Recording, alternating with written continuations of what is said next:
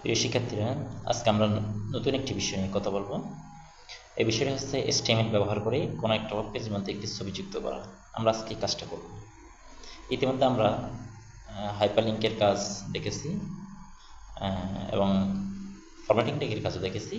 আজকে আমরা দেখব কিভাবে একটি ওয়েব পেজের মধ্যে একটি ছবি যুক্ত করা যায়। আমরা নতুন একটা পেজ নিয়ে যাত্রা শুরু করলাম। ইতিমধ্যে আমরা জানি শুরুতে আমাদেরকে যে কথাটা লিখতে হয় সেটা হচ্ছে কি HTML। এই কথাটা অবশ্যই লিখতে হবে। এর পরপরই আমরা হ্যাশট্যাগ ব্যবহার করতে পারি।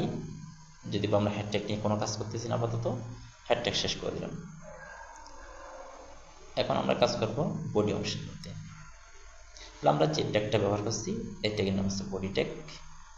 বডি অংশের ভিতরে আমরা বডিটা শেষ করলাম এস্টিমেট শেষ করলাম। বডি অংশের ভিতরে আমরা একটা কথা লিখতে চাই, যেটি আমরা S1 নামক ট্যাগ দ্বারা লিখব। ট্যাগের মধ্যে আমরা লিখতে চাই ইমেজ অ্যাডিং। এই ট্যাগটা শেষ করলাম। এর নিচে আমরা ইমেজের কাজ শুরু করব। এখনো পর্যন্ত কিন্তু আমরা ইমেজের কাজ করি নাই। এই মুহূর্তে একটু রান করি। S1 দ্বারা আমরা জানি সবচেয়ে বড় আকারে কোনো লেখক আমরা দেখাতে পারি। ওকে, এটা আমাদের আউটপুট পেজ। আমরা এই পেজের মধ্যে ইমেজ এডিং নামক এই কথাটা অনেক বড় সাইজের করে আমরা এই মুহূর্তে দেখতে পাচ্ছি। এখন আসি, আমরা যখন কোনো একটা ছবি যুক্ত করতে যাব তখন আমাদেরকে যে ট্যাগটা ব্যবহার করতে হয় ওই ট্যাগের নাম হচ্ছে IMG ইমেজ। ইমেজ ট্যাগের পরে এটা একটা এমটি ট্যাগ। ইমেজের পরে IMG এর পরে আমরা একটা অ্যাট্রিবিউট লিখব, তার নাম হচ্ছে সোর্স। বানানটা হচ্ছে SRC, সোর্স ইকুয়াল ডবল কোটেশনের ভিতরে আমরা যে ছবিটা এখন যুক্ত করব ওই ছবিটার URL অর্থাৎ ওই ছবিটার নাম বা ঠিকানা আমরা ডবল কোটেশনের ভিতরে যুক্ত করব। ইতিমধ্যে আমি একটা ছবি এখানে রেখেছি। ছবিটার নাম হচ্ছে flag.jpeg। এই ছবিটা আমি যুক্ত করতে চাই। তাহলে আমি একটা কাজ করে এখন ওই ছবিটার যে URL বা ঠিকানা আছে, একটা স্টোরেজের মধ্যে ইমুলেটেড জিরো ডাউনলোড একটা নির্দিষ্ট জায়গার মধ্যে সেটা জমা আছে, ওই ঠিকানাটা আমি কপি করলাম। ওকে, কপি করে আমি আমার মেইন কাজে চলে আসলাম। এটাকে ডবল কোটেশনের ভিতরে পেস্ট করলাম। ওকে, ঠিকানাটা একটু বড়, যেভাবে আছে সেভাবে ওখান থেকে কপি করে দিয়েছি। এটা আমাদেরকে মুখস্থ করতে হবে না। পরীক্ষায় আমরা যে ছবিটা যুক্ত করব এই ছবির নাম বা ঠিকানা প্রশ্নের মধ্যে দেওয়া থাকবে। আমরা জাস্ট ডবল কোটেশনের ভিতরে ওই ছবির নাম বা ঠিকানা যেটা আছে সেটা লিখে দিব। ওকে, শেষ। এরপরে গেটার দেন, আমাদের আর কোনো কাজ নাই। দেখি আমরা একটু রান করি, দেখি ছবিটা আসছে কিনা। ওকে, সামনে ট্রান্সফার। ওকে, আমরা এখন ছবিটা দেখতে পাচ্ছি। তবে এই ছবিটার যে সাইজ আমরা কিন্তু পুরোপুরি দেখতে পাচ্ছি না, কারণ আমাদের স্ক্রিনটা যতটুকু তার চেয়ে এটা বড়। তো এই ক্ষেত্রে আমাদেরকে আরও কিছু অ্যাট্রিবিউট ব্যবহার করতে হবে, যেগুলো আমরা ওই ইমেজের অ্যাড্রেসের পরে লিখব। আমরা যে ছবিটা দেখতে চাই এটা প্রশস্ততা যদি আমরা পরিবর্তন করতে চাই, তাহলে আমাদেরকে একটা অ্যাট্রিবিউট ব্যবহার করতে হবে, তার নাম হচ্ছে উইডথ বা প্রশস্ত। এই উইডথ হিসেবে আমরা ইউজ করলাম 200। এই 200 দ্বারা একটি নির্দিষ্ট সাইজকে বোঝাচ্ছে 200 পিক্সেল। ওকে, রান করি, দেখি এখন ওয়েট বা প্রশস্ততা কীরকম হলো। এখন সাইজটা ছোট হয়ে এসেছে, প্রশস্তটা ছোট হয়েছে। আরেকটা অ্যাক্টিভিটি আমরা ব্যবহার করতে পারি, যেটা হচ্ছে হাইট বা উচ্চতা, SEIGST হাইট। এগুলো আমরা নিচেও দেখাতে পারি, কোনো সমস্যা নাই। ওয়েট হাইটগুলোকে নিচে লাইনে দেখাচ্ছি, কোনো সমস্যা নেই।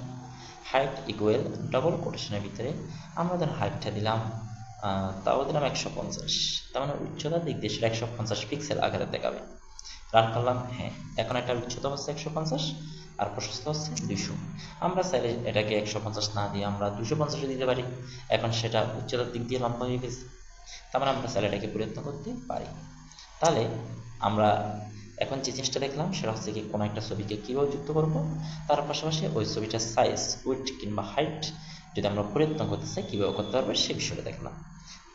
এখানে তবে খেয়াল রাখতে হবে, যেটা নিয়ে আমরা এখন টেনশন করতেছি, SRCর পর ডবল কোটেশনের ভিতরে আমরা যে একটা অ্যাড্রেস ব্যবহার করছি এটা কীভাবে মুখস্থ রাখবো। আমি আবারও রিপিট করতেছি, এটা মুখস্থ রাখার একদম দরকার নাই। প্রশ্নের মধ্যে এটা যেভাবে দিয়েছে আমরা জাস্ট সেভাবে লিখব। আশা করি আমি বিষয়টা বুঝাতে পারছি। আমি আরেকটা বিষয় একটু করে হেল্প করি। এখন আমরা যে ছবিটা এখানে যুক্ত করছি এই ছবিটা একদম আমাদের এই পেজের সাথে লাগানো আছে, একদম কর্নারের সাথে লাগানো আছে। আমরা চাইলে এই ছবিটার জন্য একটা স্পেস রাখতে পারি। আরেকটা কাজ করি, তার আগে আমরা যে বডি অংশের মধ্যে কাজ করতেছি ওটার একটা ব্যাকগ্রাউন্ড কালার দিই।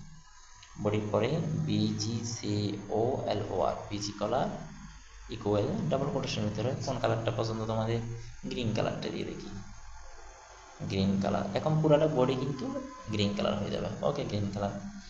এখন বুঝে যাচ্ছে আমাদের এই ছবিটা কোন জায়গা থেকে শুরু, কোন জায়গা বুঝে যাচ্ছে। একদম কিনারে থেকে শুরু হয়েছে।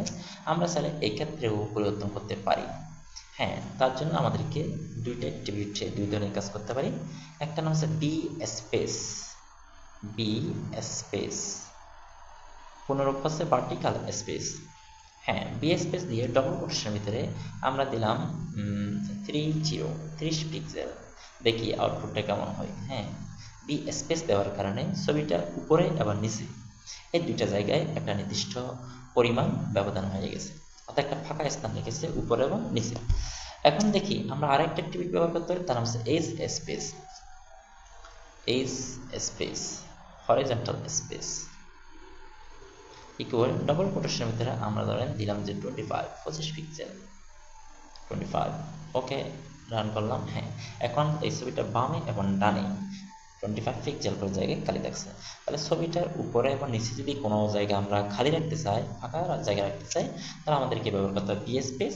আর ডানে এবং বামে যদি কোনো ফাঁকা জায়গা রাখতে চাই, তাহলে আমাদেরকে ব্যবহার করতে হবে এস স্পেস। আর যদি আমরা সব দিকে, অর্থাৎ উপরে নিচে ডানে বাইরে সব দিকে যদি আমরা জায়গা ফাঁকা রাখতে চাই, তখন আমাদেরকে ব্যবহার করতে হবে বর্ডার। যদি বর্ডার ব্যবহার করি তাহলে এস স্পেস এবং বি স্পেস এই দুইটা ব্যবহার করতে হবে না, কারণ বর্ডার একটি অ্যাট্রিবিউট দ্বারা সব দিকেই প্রকাশ করে। আমি সেটাও একটু দেখাই। BORDER, বর্ডার ইকুয়াল ডবল কোটেশনের ভিতরে আমি ধরেন 75 পিক্সেল করে জায়গায় খালি রাখলাম, রান করলাম। ওকে, এখন সারাপাশে একটা বর্ডার এসে গেছে।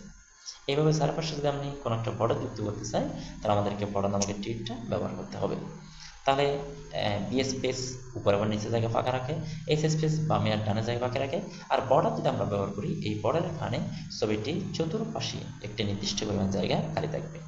আশা করি আমি কিভাবে ছবি যুক্ত করতে হয় এবং ছবিটার কিছু এক্সট্রা অ্যাট্রিবিউট নিয়ে কথা বলেছি, তোমরা সব বুঝতে পারছো। যদি কারো কোনো বিষয় নিয়ে কনফিউশন থাকে তাহলে আমাকে কমেন্টস করে জানাবা। আরও দুটো বিষয় আমাদের আসলে প্রয়োজন হয়, একটা হচ্ছে অল্টার, একটা হচ্ছে টাইটেল। আমরা এই বিষয়গুলো নিয়ে পরে আরও বিস্তারিত আলোচনা করবো। তারপর আমি হালকা একটা আইডিয়া দিই, যদি কোনোখানে ছবিটি দেখা না যায়, তাহলে আমরা অল্টার নামক ট্যাগ দিয়ে যা লিখবো ওই অংশটুকু দেখতে পারবো, ওই লেখাটুকু দেখতে পারবো। আর যদি ছবি দেখা যায়, তাহলে আমরা টাইটেল নামক ট্যাগ অ্যাট্রিবিউট ব্যবহার করে যা লিখবো তা দেখতে পারবো। পরে আমি বিষয়গুলো আরও ক্লিয়ার করবো।